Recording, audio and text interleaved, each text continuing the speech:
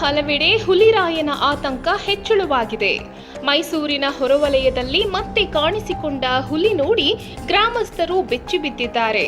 ಮೈಸೂರು ತಾಲೂಕಿನ ವರಕೋಡು ಗ್ರಾಮದ ಮೊರಾರ್ಜಿ ದೇಸಾಯಿ ವಸತಿ ಶಾಲೆಯ ಬಳಿ ಹುಲಿ ಮತ್ತೆ ಪ್ರತ್ಯಕ್ಷವಾಗಿದೆ.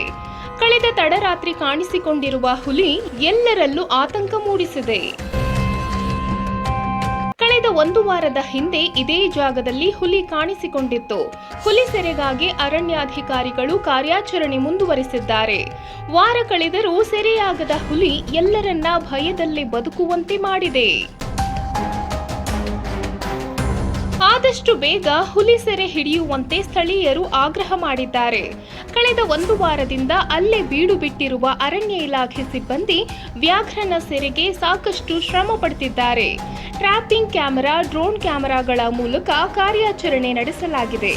ಹುಲಿಯ ಚಲನವಲನಗಳ ಹೆಜ್ಜೆ ಜಾಡು ಹಿಡಿದು ಹುಡುಕಾಟ ನಡೆಸುತ್ತಿರುವ ಅರಣ್ಯ ಇಲಾಖೆ ಸಿಬ್ಬಂದಿ ಆದಷ್ಟು ಬೇಗ ಹುಲಿ ಪತ್ತೆ ಮಾಡುವ ಬಗ್ಗೆ ವಿಶ್ವಾಸ ವ್ಯಕ್ತಪಡಿಸಿದ್ದಾರೆ.